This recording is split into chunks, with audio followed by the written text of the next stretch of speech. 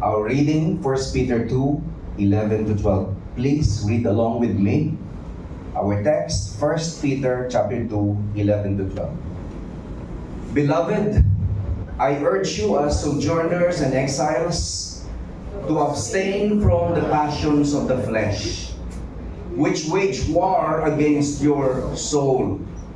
Keep your conduct among the Gentiles honorable, so that when they speak against you as evildoers, they may see your good deeds and glorify God on the day of visitation. May the Lord add blessing to the reading of His Word. Let's pause for a moment of prayer. Father God, we thank and praise you for giving us the opportunity to worship you through songs. And right now, Lord, we consecrate our hearts to you. Would you please speak to us through your word? As we worship you through the study of your word, may your Holy Spirit come alive in this place. Envelope us with your power. Give us the wisdom to understand your message. And more importantly, Lord, grant us the humility so that your Spirit can transform us from the inside out. Yan po ang hiling namin, Panginoong Diyos. Ang maluwalhati ka sa aming kalagitnaan at makita namin ang iyong kaluwalhatian na magbabago sa aming mga buhay. Mangusap po kayo sa amin, tinatalaga namin ang lugar na ito sa iyo. Ang oras na ito sa iyo, ang aming mga puso sa iyo, maging sentro ka ng aming pagsamba. Ito po ang dalangin namin in Jesus' name. Amen. Amen. You may now take your seats.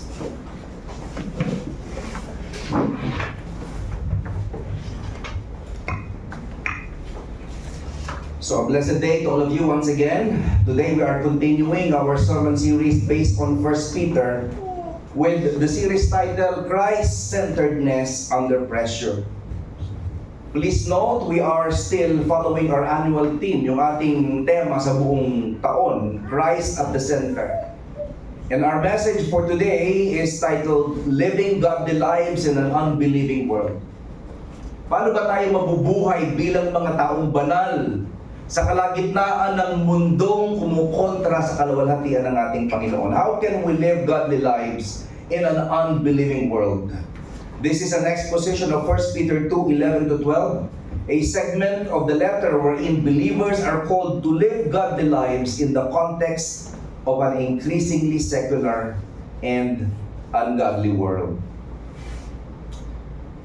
My outline for today is composed only of two parts. And I will address the issue of how to live godly lives in the context of an increasingly sinful world. Point number 1, abstain from the passions of the flesh, from verse 11. Point number 2, always conduct yourself honorably before men, verse 12. Now for our soul-searching questions, mahalaga po na pag tayo ay humaharap sa salita ng Diyos, tayo ay nagtatanong. Yung mga taong marunong magtanong, sila yung natututo. People who do not know how to ask the right questions will never learn. They will remain to be ignorant. Pero yung mga taong nagtatanong, natututo at nagiging mas mapag-unawa kaysa dati. Now for our soul-searching question, is it wrong for Christians as sojourners and exiles to seek and pursue the pleasures of this foreign and fallen world? Sabi ng Biblia, tayo daw ay mga pilgrims, tayo daw ay hindi tagalupa, tagalangit daw tayo. Our citizenship is in heaven. Pero ang tanong, mali ba na maghangad tayo ng kasiyahan dito sa lupa? Mali ba na maghangad tayo ng pagkamal ng kayamanan? Mali ba maghangad tayo ng kalusugan na hindi tayo magkasakit? Mga kapatid. Is it acceptable to have health and wealth as the twin goals of kingdom citizens? Kung kayo'y tagalangit, hindi kayo tagalupa, tama ba na ang ating prioridad ay nandito sa lupa? Mga kapatid. Ikalawang soul-searching question, how can a Christian with fallen flesh obey Peter's command to abstain from the passions of the flesh? Ang sabi ng Biblia malinaw, tayo daw ay meron pang gawing makasalanan. Mga kapatid, araw-araw na ginawa ng Diyos, pinipilit kong maging banal. Pero araw-araw ako'y nabibigo. Yun ang realidad. Kaya nga parang totoo yung kantang nakakatawa, gusto kong bumait pero di ko magawa. Siguro totoo din yan sa inyo. Diba sa mga pagkakataong gustong-gusto nyo nang magbago, gustong-gusto nyo mabuhay ng banal, ewan ba kung bakit doon pa dumarating napakaraming nakakapikon na sitwasyon. Gusto mong bumait, pero di mo magawa. Bakit tayo inuutusan ng Diyos magbago? Kung meron pala tayong makasalanang gawin na natitira pa sa atin. And who ultimately urges believers to be holy and abstain from carnal desires. Sino ba talaga ang naghahangad na tayo ay makawala sa mga karnal nating mga pagnanais at pagnanasa? Si Pedro lang ba bilang isang apostol? O ang Panginoon mismo na gumagamit sa kanya bilang kanyang mouthpiece? Bakit nga ba sinasabi na ang ating mga karnal na pagnanais at pagnanasa ay kalaban ng ating spirit? Kalaban ng ating kaluluwa. Itong mga tanong na ito, sasagutin natin sa kabaan ng ating mensahe, pero hindi lang yan. Ikatlo, why did Peter encourage his readers to consistently live impeccable and honorable public lives? Bakit ganon? Sinasabi ng Biblia, meron tayong gawing makasalanan, pero inuutusan tayo na sa harapan ng publiko, mamuhay tayo ng matuwid. Na hindi tayo kakitaan ng agaspangan. Na tayo ay impeccable, honorable, kagalang-galang bilang mga mananampalataya. Tignan nyo ba yung katabi, mukha bang kagalang-galang? Silipin yung konti. Hindi sinabi ng Bible kung kagalang-galang ka lang pag matanda ka na. Hindi in-specify ng Bible. Ibig sabihin kung born-again Christian ka na, bata ka man, teenager, matanda na, senior, lolo, lola, dapat mabuhay ka ng kagalang-galang. Ang konteksto sa harapan ng mga tao, publiko. And now, what should motivate us to endure with grace the unfair attacks of unbelievers? Hindi naman tayo niloloko ng Biblia, ng salita ng Diyos. Tinuturuan nga tayo na kung anong mangyayari sa atin pag tayo ay namuhay ng banal. Ano daw yon? Hindi tayo mauunawaan ng mundong ating ginagalawan. The world hated our master. The world crucified our Christ, even our sins crucified the Lord. Do you think the world will love you? Ang sabi ng Panginoon, kung ako kinabuhian ng mundo, ay kamumuhian din kayo. Kaya huwag ka nang mamag-asa pa. Huwag ka nang mamag-asa pa. Kung tunay kang Kristiyano, wala dapat love affair between you and the world. Yung mga nagmamahal sa mundo ng labis, yan yung mga hindi kayang magmahal ng tama sa Ama. If you love the world, you cannot love the Father. At hindi ko yung opinion, yun ay salita ng ating Panginoon. Ika-apat at ikahuling soul-searching questions. Is it wrong to publicly display our good deeds? Mali ba na ipahayag sa mundong ating ginagalawan ang ating mga magagandang pagkilos? Kasi ang mga Pilipino meron kasabihan pag gumagawa ka ng maganda, pag tumutulong ka sa iba, ay sikreto mo na para bagang pag nabisto ng iba, wala ka ng reward. Di ba? Ginagamit pa natin ng mali yung tinuturo sa Bible na do not allow your right hand to know what your left hand is doing. Mga maling aplikasyon. Bakit sinasabi sa Bible? Live honorable lives before men. Ibig sabihin nito mga kapatid, mula sa wikang Griego, dapat tayong mamuhay ng kahanga-hanga sa mata ng mundong ating ginagalawan, kahit mga pinipilit tayong kontrahin ng mundo. Ganon katindi ito. Now, is it honorable to hide or secretly keep our good conduct? Yung ibang kabutihan ay nakakaluwalhati sa Diyos pag kinukubli mo. O ang yung mabuting gawa dapat nakikita ng kapwa. Yung iba naman, ayoko kung makita ng iba yung ginagawa kong mabuti, sisikreto ko lang. Kasi baka mamaya maging proud ako. Tumigil ka nga sa kaartihan mo. Yun nga ang gusto ng Diyos. Makita ng lahat ng kabutihan na ginagawa niya sa buhay mo. Ang tawag doon, testimony. Pagbibigay patotoo. Kung paano kumikilos ang Diyos sa buhay mo. Dapat mabago ka. Hindi pwedeng pareho yung past and present. Dapat merong binabagong Diyos sa iyo. Merong continuing transformation.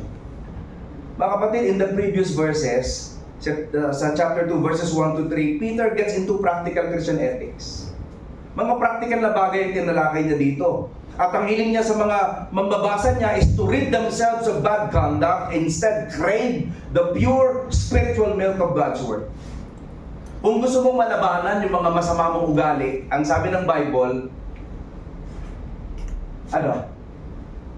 lagi ang salita ng Diyos, babad sa salita ng Diyos. Crave. Pag sinabing crave, naisin. Parang kang gutom na gutom sa salita ng Diyos. Ganun daw.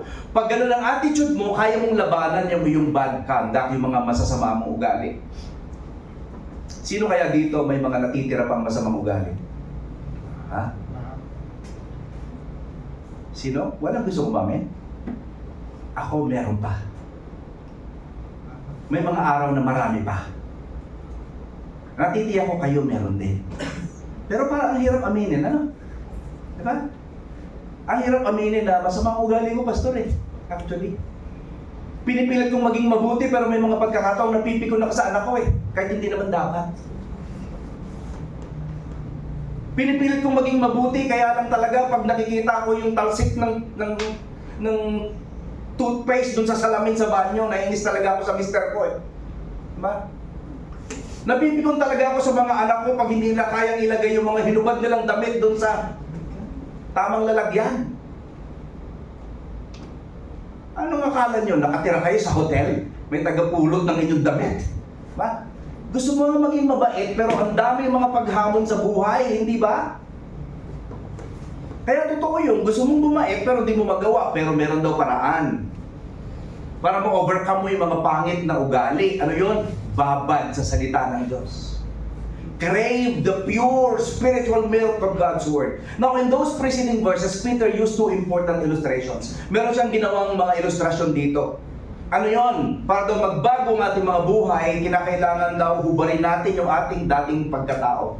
Taking off bad relational habits or vices like soiled garments. Bakit relational habits ang pinatatanggal ng Biblia?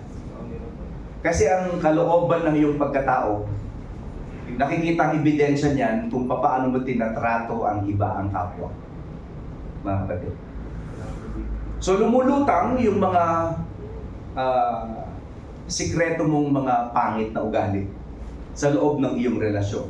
Now, in our desire to accurately interpret our text in its context, we review Peter's description of Jesus Christ and the believers in 1 Peter 2:4-10.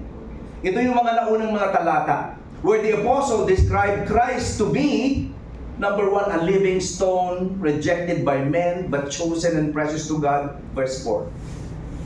A stone laid by God in Zion, a cornerstone chosen and precious, and a savior from shame for those who believe, verse 6. The stone the builders rejected, which became the cornerstone, verse 7.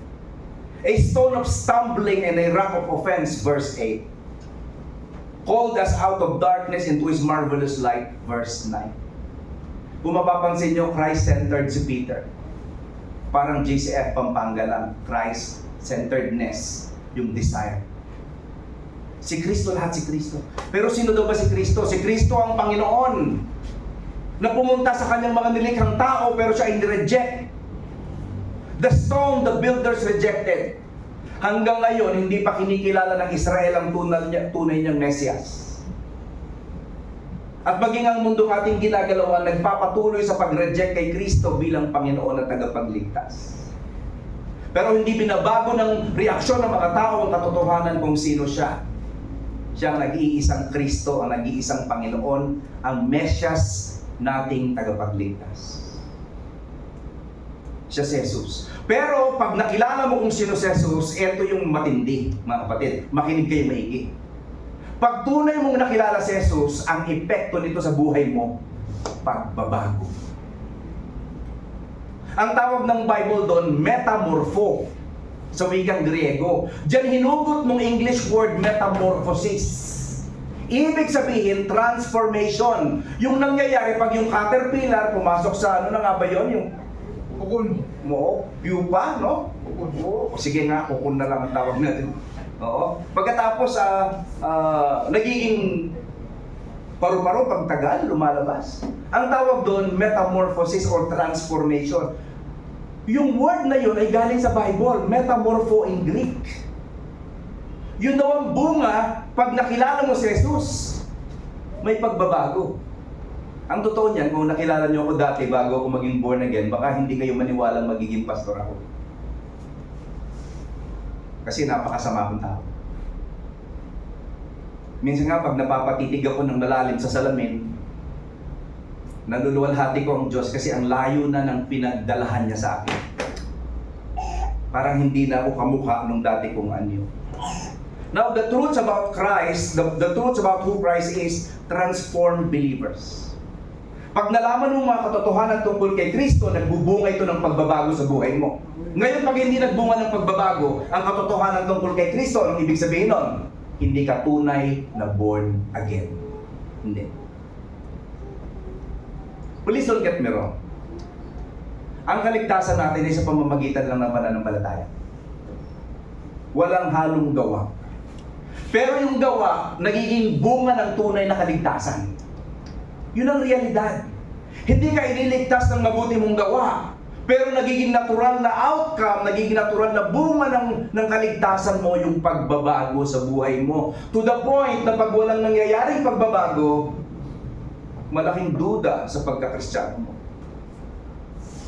Kayo lang po nakakaalam, pero tanungin niyo yung sarili, binago na ba kayo ng Diyos? May nagbago na ba sa inyong pagkatao, sa kalooban ng inyong puso? Anong description ni Pedro tungkol sa mga believers? They come to Christ and become living stones, built up as a spiritual house, and they become a holy priesthood, offering spiritual sacrifices through Christ. Pag naging born again ka daw, ano nangyayari? Nagiging kang lingkod ni Kristo. Alam nyo ba, sa born again church, lahat tayo ay pare. Hindi pare at mare. Pari, priest. Okay? Ang tawag sa atin ng Bible, royal priesthood or priesthood of all believers. Ha? Akala ko ba Catholic lang yung may priest? Meron din tayo. Sino yung priest? Tingnan mo yung katabi mo. Sabihin mo, you are a priest. Ano ba ang priest kasi? Napaka-common na word niyan, pero naintindihan ba natin? Ha? Ang ibig sabihin ng pare o ng priest ay go-between, tagapamagitan. Ang isang pari ay tagapamagitan ng tao sa Diyos at ng Diyos sa tao. Pero nung na-born again ka, hindi mo na kinakailangan ng mediator. Dahil si Kristo na ngayon ang nag-iisang mediator. There is now no other mediator apart from Christ. Okay? At tayong lahat pwede nang lumapit sa Kanya ng malaya. Kaya nga inawit natin kanina, malayang malaya ka, baguhin mo ang buhay ko. Malaya si Lord sa life natin, sa buhay natin. Bakit tayo ay direktang nakakalapit sa Kanya bilang royal priesthood?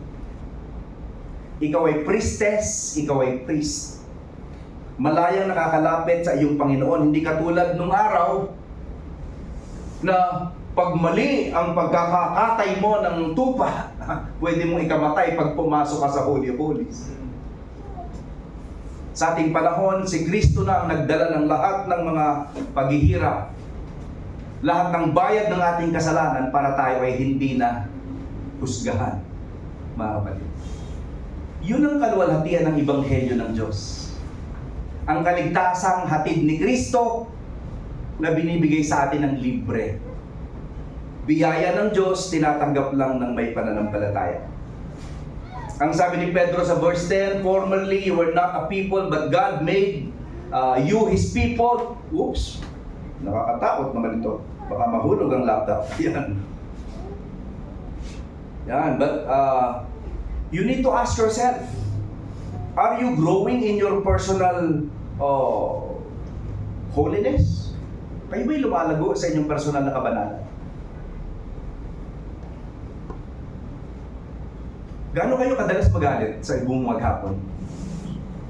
Nabawasan na ba? O pareho pa rin? Pinapatulan mo pa ba yung mga dating nakakapikon at nakakainis? O ngayon kaya mo nang palampasin? Nagsisinungaling ka pa ba sa magulang mo? Ha? Sumusunod ka pa ba sa kanila? Are you growing in your personal holiness? Are you growing in your honor in public? Pag nakikita ka sa publiko ng mga tao, napupuri ba si Kristo? Ay, napakabait ng batang ito, binabago talaga ng Diyos. Napakabuti ng lalaking ito. Napakahusay ng pagkilos ni Kristo sa buhay niya. Napaka-glorious ng Diyos sa buhay ng babaeng ito. Kitang-kita ang ebidensya ng pagbabago. Ganun ka ba, kapatid? Tignan nyo nga muli ang inyong katabi. Sige, silipin nyo. Ano kayang meron? Kaya nga ang ating topic, how to live godly lives in the context of an increasingly secular and sinful world. Anong muna nating hakbang? Paano tayo makakapamuhay ng tama at banal sa mundong makasalanan? Number 1, abstain from the passions of the flesh to win your internal warfare according to verse 11. Abay, hindi pa pwede na hindi mo talikuran, hindi talikdan yung pitak ng iyong sariling laman. Gusto kong maintindihan mo, yung laman mo, ang nais niyan ay ano? Putik. Ang nais niyan ay lupa. Galing yan sa lupa. Gusto niyang maglublob sa lubluban ng kalabaw. Kaya hindi mo dapat pagbigyan. You have natural tendency to desire that which is destructive. You have the natural tendency to desire that which is contrary to God's will for your life. Therefore, you need to actively abstain from the passions of your flesh in order to win your internal spiritual warfare. Tingnan niyo po ang sabi ng verse 11.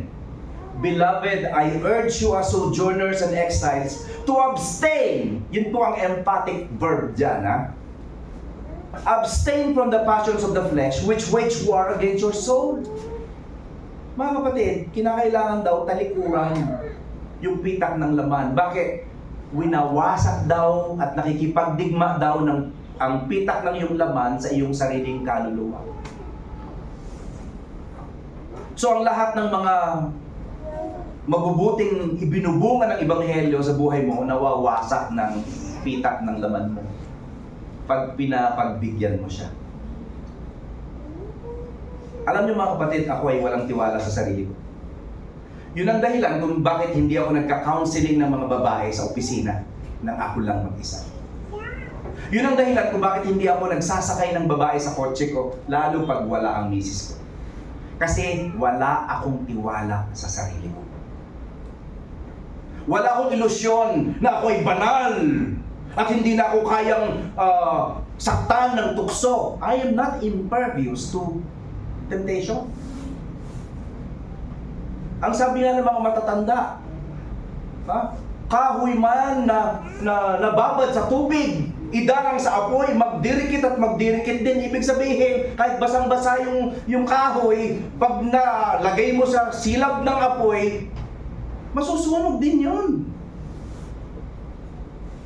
At tayo ay merong pitak ng laman. Hindi mo yan pwedeng pagkatiwalaan. Dapat mabuhay ng maingat, mga kapatid. Yung iba akala wala akong tiwala sa mga kababaihan, hindi po yun totoo. Akala ng iba, suplado lang akong tao na ayaw kong lumapit sa iba. Hindi po yun totoo. Hindi sa wala akong tiwala sa iba, kundi wala akong tiwala sa aking sarili. Yun ang realidad. At gusto kong magpakumbaba sa inyong harapan para makita ninyo kung papaano binabago ng Diyos ang buhay ng isang taong lingkod ng Diyos. Araw-araw, nakikipagdigma sa kalooban ng templo ng aking pagkatao. Yun po ang nangyayari. Please, huwag kayong bumigay. Okay? Huwag kayong bumigay. May mga susubok ng inyong kakayahan. May mga taong magpapakyut sa inyo. Nakasakay kayo sa jeep, wala kayong kamalay-malay, gusto nilang umuwi na kaagad, biglang may mag-beautiful eyes sa inyo. Eh kahit hindi ka pogi sa tingin mo, may mga taong tingin sa'yo pogi. Ganun talaga sa mundo. Yun ang realidad. Katakataka nga kung sino hindi masyadong kagwapuhan, yung pang mga napaka-playboy Di ba? Napansin nyo ba? Sa batch namin ng college, kung sino yung pinakapangit, yun ang napakarami syota. Ewan ko kung bakit ganun. So wag niyong hamakin yung mga hindi kagwapuhan kasi yan ang magagaling, matitinik, kumbaga. Ang punto lang mga kapatid. Sino yung nagbicolano dito? Ang punto lang mga kapatid, lahat tayo may pitak ng laman. Pitak ng laman na hindi pwedeng pagkakatiwalaan. Kaya dapat araw-araw nakikipaglaban. Ipaglaban mo ang iyong kabanalan. At ang kabanalan mo, nag-uumpisa sa loob, hindi sa labas. Pag nanalo ka sa digmaan sa loob, makikita yun sa panglabas mo.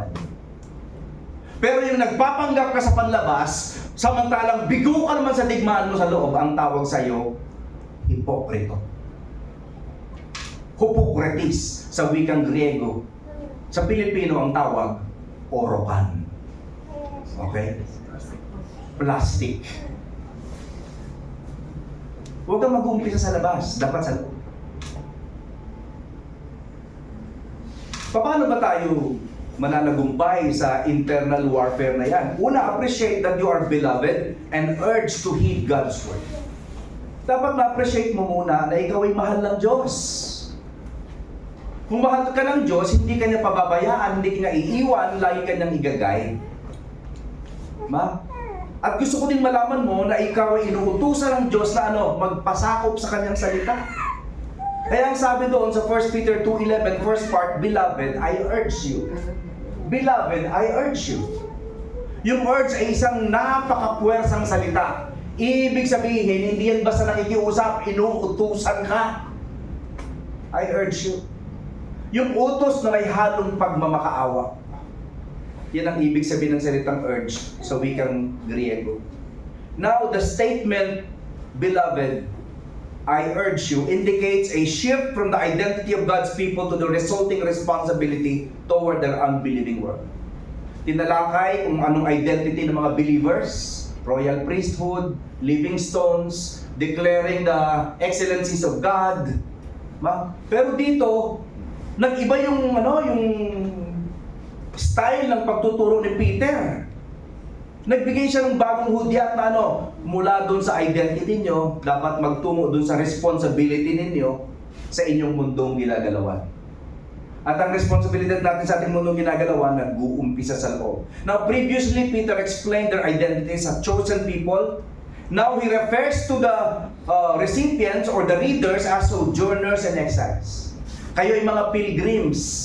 Kayo ay mga foreigners. Hindi kayo taga-lupa. Hindi kayo taga-mundo.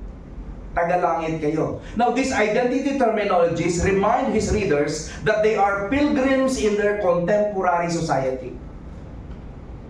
Mga kapatid, tayo daw ay panandalian lang sa mundo. Hindi ito ang huli nating hantungan. Kaya huwag kang masyadong maging komportable. Yung mga taong masyadong naging komportable sa mundo, ayaw nang umalis. Naalala ko tuloy yung kwento ng dalawang matanda. Nag-away-away sila pagdating sa langit. Ano kung bakit? Kasi kain sila ng kain ng oatmeal. Kakakain nila ng oatmeal, humaba ang buhay nila. Nung nagkita sila sa langit, nag-away sila. Ang ganda-ganda pala dito. Tinagalan pa natin ang buhay natin doon sa baba. Mag-ingat kayo, baka mamaya sobrang yung mahal yung buhay nyo dito sa baba. Hindi nyo nare-realize, mas maganda doon sa kabila. Hindi nangangailangan ng aircon doon. Diba? At yung McDonald's doon, libre. Hindi binabayaran yung mga food doon. Hindi na kayo magbabayad ng ano bang pangalan ng nagbibigay ng kuryente? Spelapco? Kasi ang liwanag daw doon nanggagaling sa trono ng Diyos. Wala ka nang bayarin sa kuryente, bongga. At hindi nyo na kailangan magbayad ng internet. Bakit? Yung kapangyarihan ng Diyos kumukonekta sa ating lahat. Hindi ko na kinakailangan magsalita na unawaan nyo na kung nung laman ng puso ko kaagad. Ang saya-saya kaya dun. Mga kapatid, ewan ko ba't gustong-gusto nyo dito? Ba? Pinaalalahanan ni Pedro yung kanyang mga sinusulatan. hindi kayo taga-lupa. Kahit na nga minsan amoy lupa kayo. Diba? Hindi kayo taga-lupa, taga-langit kayo. Okay? Taga-langit. You belong to heaven, your citizenship is in heaven. He reminds them of their identity so they would respond naturally and appropriately. The term I urge you usually introduces exhortations and to abstain from the passions of the flesh. That is the apostle's primary appeal in this passage. Now, paano pa natin mapapanagumpayan yung internal battle natin? Ikalawa, you need to accept that you are an exile and a sojourner in the world. Kinakailangan tanggapin mo na hindi ka taga rito. Kasi, yung laman mo, ang hinahangad yung nandito sa lupa. Yun.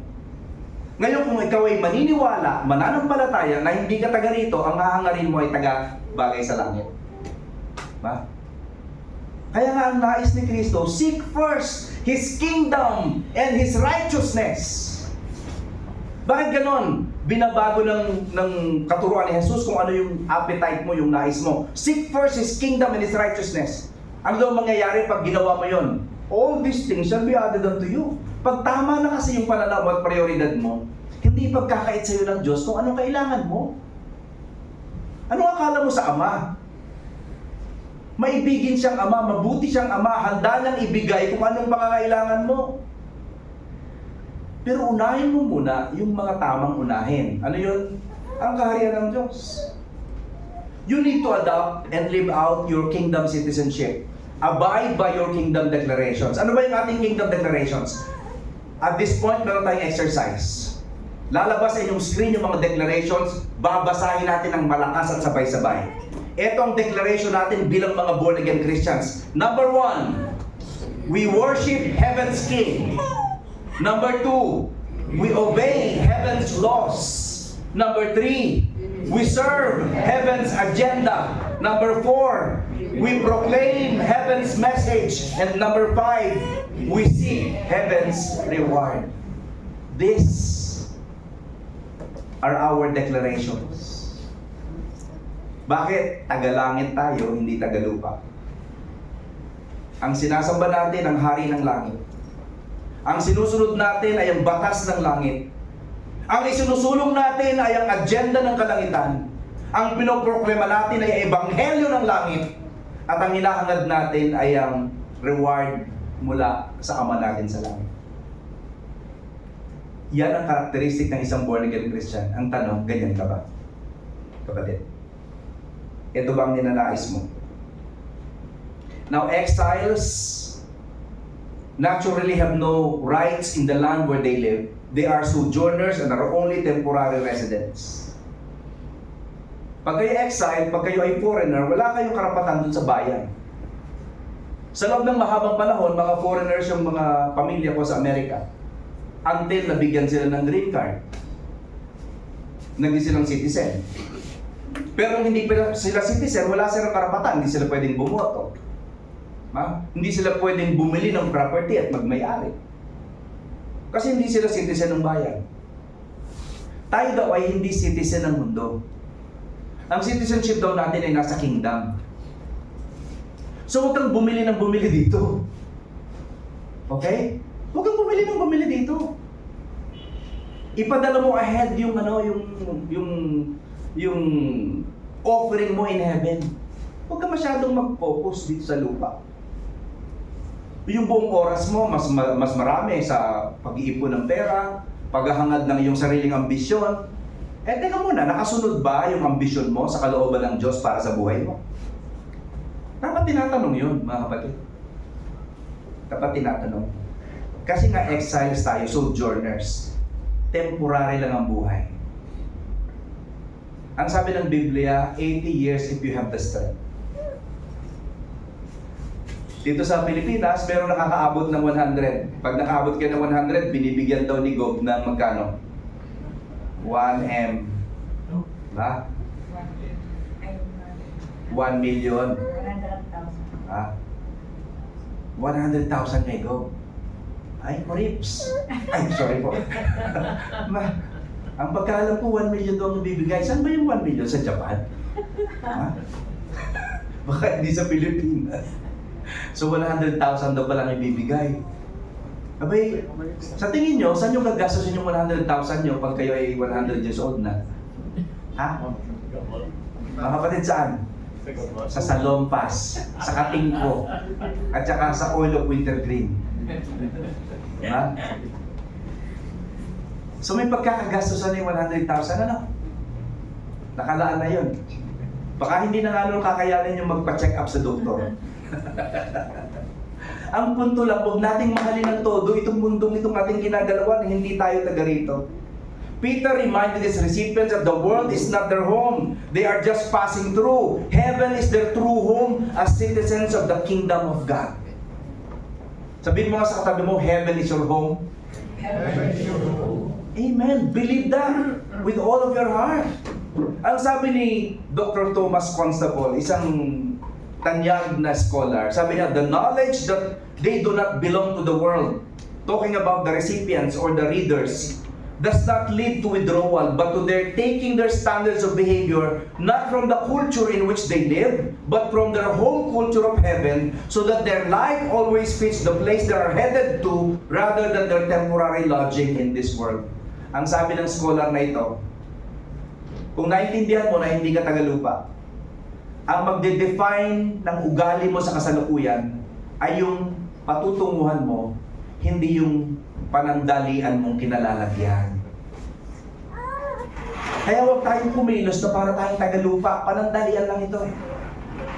Your life must be defined by your eternity. Ha? Paano pa natin ma-overcome yung ating inner warfare? Acknowledge the ongoing warfare for your soul. Kinakailangan mong kilalanin may digmaan sa loob ng iyong pagkatao. Alam niyo po, pag merong digmaan, yung mga taong mumula-mula at hindi alam na merong digmaan, ano nangyayari? Ha? Sila ang nagiging biktima. Mga kapatid. Ang saklap naman nun, ano? Merong dalawang grupong nagrarambulan. Dahil mumula-mula lang ka kaka-cellphone, naglalakad ka sa gitna ng nagrarambulan, ikaw tuloy ang tinamaan ng bato. Wala kang kamalay-malay. Minsan nalulungkot ako, may mga batang gano'n, nasa kalsada nakatingin sa cellphone. Naka-ano pa? Headset. May sariling mundo. Mag-ingat, baka kayo masagasaan. O di kaya, masaksak ng adik sa paligid. Dahil di nyo alam. Kinakailangan malinaw sa iyong isip na nasa gitna ka ng digmaan. Pag hindi mo in-acknowledge ang digmaan na yan, ikaw ang magiging biktima nito. The phrase wage war against your soul, yung soul ay Greek, suke. Sabihin nyo nga, suke. It refers to the things that go on within the inner being of a human person that can lead to the destruction of what that person is intended to be by God Almighty. So yung digmaan na yan, pwedeng mabago yung anyo ng iyong pagkatao magmula sa loob. Now, given our status in Christ, tayo ay mga anak ng Diyos, and our citizenship in heaven, we should refuse the demands of our flesh to indulge in things that are in opposition to God's will for us. Dapat nating talikuran yung mga bagay na taliwas sa kalooban ng Diyos para sa atin. The passions of the flesh are carnal appetites that appeal to our sinful nature. Malinaw yan sa 1 John 2:16. We experience temptation to satisfy bodily desires in ways contrary to God's will. May digmaan sa loob ng iyong pagkatao. Ang hinahangad ng lupa mong katawan ay lupa. Kasalanan. Pag hindi ka nag-ingat, ikaw ang magiging biktima ng digmaan na yan. Now, the antagonists are the will of the flesh and the will of God. Ito yung naglalaban, nagbabanggaan, nagdidigmaan. Yung kalooban ng iyong laman, ng pitak ng iyong laman, at saka yung kalooban ng ating Panginoon. Hindi yun magkaterno, mga kapatid. Hindi pa pwedeng lumubog ka sa nais ng iyong pitak ng laman at maging maka-Diyos pa rin. Hindi yun nangyayari, kapatid. Kaya ang sabi ng Apostol Pablo sa Romans 13:13-14. Pakibasa nga natin malakas at sabay-sabay. Ready? Let's read. Properly as in the daytime, not in orgies and drunkenness, not in sexual immorality and sensuality, not in quarreling and jealousy, but put on the Lord Jesus Christ and make no provision for the flesh to gratify its desires. Ang sinasuggest ni Pablo, talikuran mo na yung lahat ng mga makasalanang gawin. Ha? Talikuran mo na yun. Ibihis mo si Jesus. Ibig sabihin, balutin ka ng Espiritu ni Jesus. Pag ginawa mo yan daw, ano mangyayari? Hindi ka na magnanais na umayon sa pitak ng iyong laman. Sabi din ni Pablo sa Galatians 5:24, "So I say, walk by the Spirit, and you will not gratify the desires of the flesh. For the desires of the flesh are against the Spirit, and the desires of the Spirit are against the flesh. For these are opposed to each other to keep you from doing the things you want to do." Opposed to each other daw, mga kapatid, yung flesh at saka yung will of God. Kaya pag lumulubog ka sa gawin ng iyong dating pagkatao, hindi ka nakakasunod sa kalooban ng Diyos. Ano pa ang sabi sa Galatians 5:24? "Those who belong to Christ Jesus have crucified the flesh with its passions and desires." Tanong, do you belong to Jesus? Abay, parang hindi ko sigurado kung you belong to Jesus. Ang alam ko lang, you belong to GCF Pampanga West. Ang tanong, do you belong to Jesus? If you belong to Jesus, ang sabi ng verse, you crucify the flesh with its passions and desires. Ibig sabihin, pag nanalig ka kay Kristo, napapako sa kanyang krus ang iyong luma at makasalanang pagkatao. Kaya nagiging malaya kang kumilos bilang banal at malinis sa kanyang harapan. Yun lamang nagtitiwala kay Kristo ang nakaka-encounter niya. Sa ating ikalawa at ikahuling punto. Kanina, holiness, internal. Ngayon naman, honor. Always conduct yourself honorably before man, verse 12. Pag naging tama ang digmaan, pag nagwagi ka sa digmaan sa loob ng iyong pagkatao, pag namumuhay ka ng matuwid at banal, anong mangyayari? Magbubunga yon ng pagbabago sa panlabas ng anyo. Magiging ka ng disente at respetable. Mula sa iyong nabagong pagkatao, gagalaw ang iyong kamay at paa, kikilos ka ayon sa bago mong kalikasan. Ang sabi sa Bible, the old is gone, the new has come. Meron ka na daw bagong kalikasan kay Kristo. At dahil meron kang bagong kalikasan, mamumunga yun ng paghanga ng kapwa. Nakakalungkot naman kung alam ng mga kaklase mo, alam ng kaopisina mo, alam ng kabarangay mo, na born again ka. Pero ikaw ang pinaka-chismoso at chismosa. Ikaw ang pinaka-marites sa barangay. Nakakapangilabot naman yun. Diba? Dapat hinahanga ang tanga eh. Ikaw yung nagbi-bridge, ikaw yung tumutulong para maging maayos sa mga relasyon. Hindi ikaw nagsusulsol para mag-away-away ang lahat. Ba? So anong sabi dito sa verse 12? Keep your conduct among the Gentiles honorable, so that when they speak against you as evildoers, they may see your good deeds and glorify God on the day of visitation. Mga kapatid, kinakailangan daw tayo maging honorable, decent in front of the people around us. Paano natin gagawin yon? Una, always be aware of your behavior, excelling in your conduct. Lagi mong pinagmamasdan, tinitignan ang iyong mga gawin. Alam niyo, may mga pagkakataon na pag hindi ko sigurado yung aking gagawing pagtuturo, pinanunood ko ang sarili ko sa salamin. Tinitiyak ko muna na yung mga sasabihin ko sa mga taong anak ng Diyos ay tama at nararapat. Ina-analyze ko ang sarili ko, tinitignan ko. Masyadong marami yung talsik ng laway ko, kinakailangan bawasan. Ayan. Masyadong matalim ang tingin ko, ang mata ko. Baka naman matakot yung mga tao. Magsusuot na lang ako ng salamin. Para hindi masyadong makita yung singkit kong mata. Baka antukin pa kayo. Ayan, di ba? So tinitignan mo ang sarili mo, chine-check mo ang sarili mo. You need to be aware all the time. Kahit na misis mo lang ang kausap mo, dapat aware ka. Kasi kung hindi mo pagmamatyagan ang sarili mo, posible na yung ikilos mo ay hindi yung dinidikta ng puso mong binabago ng Diyos. Kaya pinagmamasdan mo. Ang tawag dyan, vigilance. Okay? Vigilance. Mapanuri tayo sa ating sarili. Huwag kang maging mapanuri sa iba. Yung pagiging mapanuri, sa sarili lang yung ginagawa.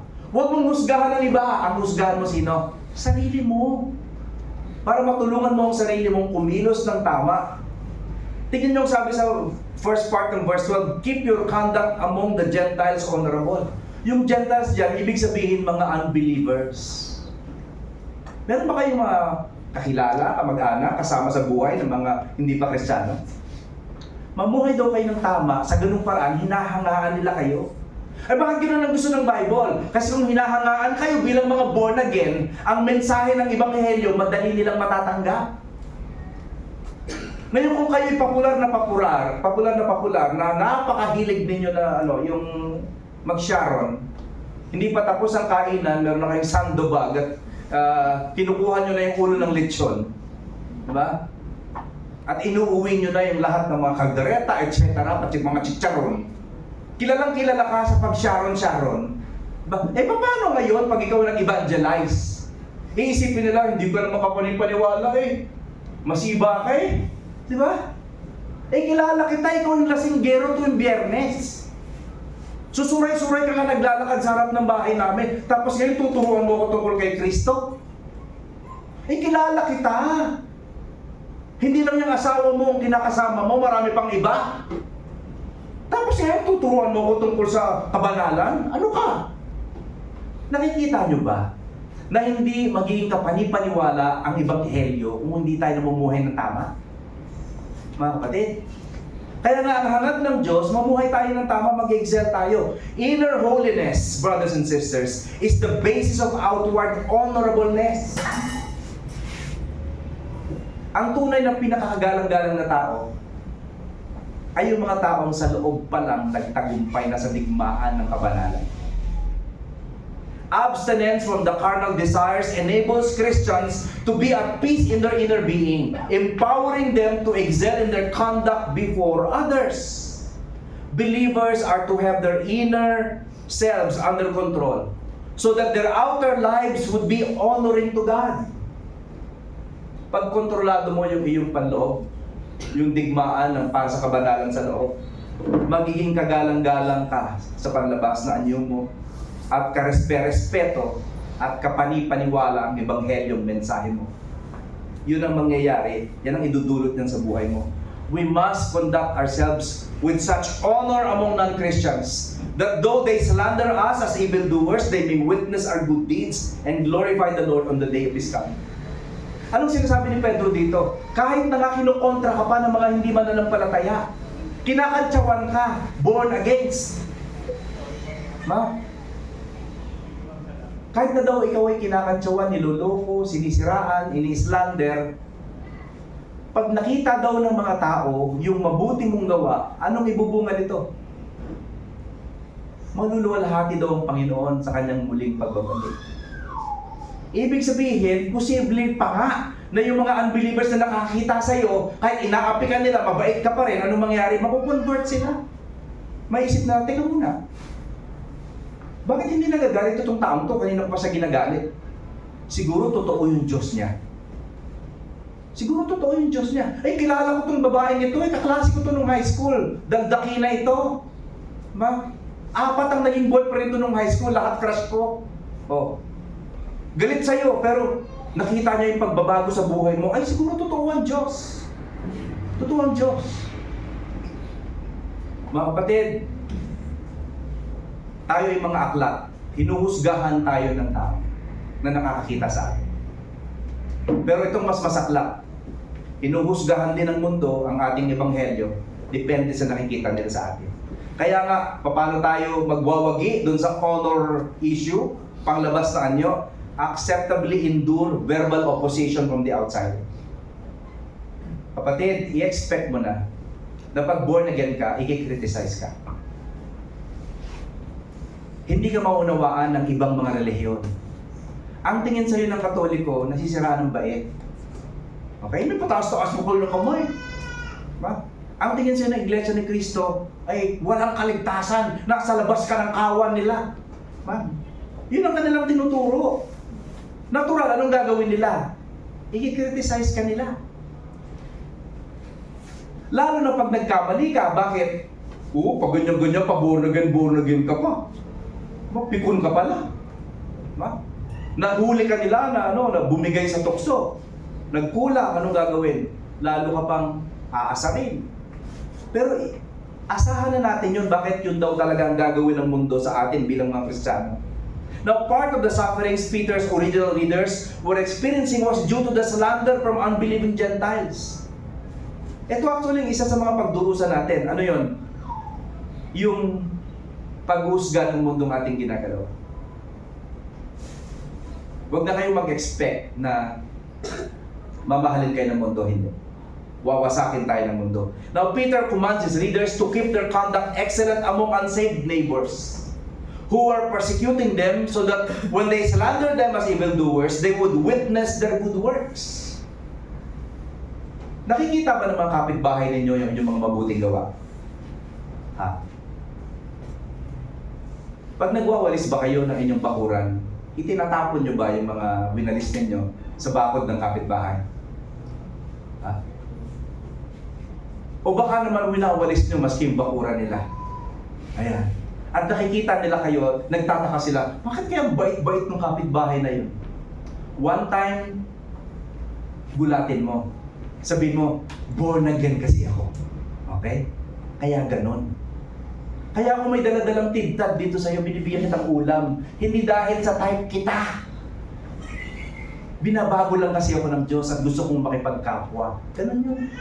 Mga kapatid, pag nagtanong sila, bakit napakabuti mo? Born again kasi ako. Huwag niyong ikahiya na kayo ay isinilang na magmuli sa pamilya ng Diyos. Now, Peter's instruction sounds like Jesus' words recorded in Matthew 5:16. Anong sabi ni Jesus? Let your light so shine before men that they may see your good works and glorify your Father who is in heaven. Kaya please lang, nakikiusap ako sa inyo, huwag niyong ikubli yung mabuti niyong gawa. Ipakita niyo. Yun ang sabi ng Bible. Sa ganung paraan, naluluwalhati ang Diyos. Binabago ka ng Diyos, ipakita mo sa mga klase mo yan. Ipakita mo sa mga kaopisina mo yan, sa kabarangay mo yan, sa mga kamag-anak mo yan, na binabago ka ng Diyos. Kasi yun ang magluluwalhati sa iyong Panginoon. If believers' actions are honorable, even hostile, unbelieving neighbors might end up praising God in the end. Sa dulo, mga kapatid, attentively aim for God to be glorified. Magiging honorable lang tayo pag ang ating goal, ang ating intention ay luwalhatiin ang ating Panginoon. Now, Peter urges readers to give their persecutors no cause for justifiable slander. Ibig sabihin, huwag niyong bibigyan ng mundo ninyong ginagalawan ng dahilan para maging kritiko ninyo. Huwag kayong gagawa ng kalaswaan na pwedeng i-criticize ng mundo ninyong ginagalawan. Mag-ingat sa inyong pamumuhay. Now, if these people obeyed, their accusers would have to glorify God by giving a good testimony concerning the lives of the believers when they stood before the Lord. Now, Peter's readers were scattered among the unbelieving Gentiles who were inclined to believe and spread vicious lies about Christians, accusing them of wrongdoing and blaming them without cause. Slandering, yun ang tawag ng Bible sa ginagawa ng mundo. Now, decent, honorable, and upright behavior on the part of Christians could show those rumors to be false, and could even win some of the unsaved critics to the Lord's side. Kaya nga, huwag tayong tumigil na kumilos ng tama. Ang sabi ni Lord sa Matthew 5:14-16, basahin nga natin ng malakas at sabay-sabay. Ready? Let's read. You are the light of the world. A city on a hill cannot be hidden. Neither do people light a lamp and put it under a basket. Instead, they set it on a stand, and it gives light to everyone in the house. Let your light so shine before men that they may see your good works and glorify your Father which is in heaven. Kayo daw ang ilaw ng sanlibutan. Yung bang ilaw ay tinatakpan ng basket? Hindi. Nilalagay daw saan? sa lalagyan para mailawan yung buong tahanan. Okay? Ganon din daw tayo bilang mga liwanag. Ipakita daw natin ang liwanag natin sa mundong ating ginagalawan. Matthew 5:11, Blessed are you when people insult you, persecute you, and falsely say all kinds of evil against you because of me. Ngayon, meron pa rin mga aatake sa atin. Kahit na nga tama ang ating ginagawa. Huwag niyong kalimutan, yun daw ay paraan para i-bless tayo ng Diyos. Ang sabi ng Bible, blessed are you when people insult you. Bakit tayo blessed? Kasi nagiging kawangis tayo ni Kristo sa ganung pagkakataon. Si Kristo ay insulto, sinaktan, pero hindi siya bumanti. Okay? Ang ating mundong ginagalawan, pag sinaktan, gaganti ako. Bangon ako, dudurugin kita. Ang sabi ng Kristyanismo, wag. Ipagpasa Diyos mo ang lahat. Kaya ang sabi sa Philippians 2:14-15, do all things without grumbling or disputing, that you may be blameless and innocent children of God, without blemish, in the midst of a crooked and twisted generation, among whom you shine as lights in the world. Mga kapatid, dapat daw tayo ay hindi reklamador. Alam niyo yung mga taong reklamador, nakakahawa yan. Oo. Napansin nyo ba? Ang init-init naman, maya-maya lahat na tayo nagpapaypay. Ang tagal-tagal naman ng mensahe, maya-maya lahat tayo inip na. Bakit? Yung reklamo nakakahawa, parang sipon. Okay? Parang sipon yan. So, huwag daw tayo masyadong reklamador, huwag tayong grumble ng grumble. Ano daw dapat natin gawin? Mamuhay tayo ng tama sa mundong ating ginagalawan. Sa pagwawakas natin ngayong umaga. Considering our identity as God's people, Christians should have a distinct, testifying presence. However, this is only possible if believers understand themselves as sojourners in exile. Mga kapatid, marirealize mo lang yung tamang identity mo pag naunawaan mo na hindi ka tagalupa, tagalangit ka. This fallen world is not our home. This is simply a pit stop on the way to our eternal destination. Our duty in this interim period is to make a difference for God in the world. Bakit ka nandito sa mundo? Bakit ka nandito sa lupa? Hindi para magkamal ng limpak-limpak na salapi. Hindi para hangaan ng tao lang. Nandito ka para maglingkod sa Diyos mo. You are here to minister. So we must abstain from sinful desires that wage war against our souls. Our victory in our private holiness empowers us to conduct ourselves honorably among those who do not yet know God. Now, Jesus told His disciples to let their light shine before unbelievers so that they would see their good works and glorify God in Matthew 5:14-16. Now, Peter did not forget his Lord's teaching on this subject. Even those who slander us will glorify God, he says, when they observe our good deeds. The problem is, too many professed Christians do not obey Jesus' command and have hidden their lights under a basket. Ipakita nyo na kayo ay ligtas. Maglingkod kayo sa Diyos. Mag-alay kayo ng inyong mga sarili. Ipakita nyo ang inyong kabanalan sa mundong inyong ginagalawan. Ipakita nyo na binabago kayo ng Diyos. Yun ang tamang paglilingkod sa Diyos. Our calling and challenges are threefold. Holiness in private. Let holiness characterize your unseen or private life. Honorableness in public. Let honor be the visible testimony of your public life. But please take note, holistic Christ-centeredness always. Let Christ-centeredness be your lifestyle. Mga huling tanong, are you living a godly life despite your increasingly secular and ungodly world? Namumuhay ka ba ng banal sa mundong makasalanan na iyong ginagalawan? Are you holy in private and honorable in public? Are you? Yan kasi ang mensahe ng Diyos. Our message outline for today has two main points. How to live godly lives in the context of an increasingly secular and sinful world. Ito pong ating outline. Abstain from the passions of the flesh, verse 11, and always conduct yourself honorably before men.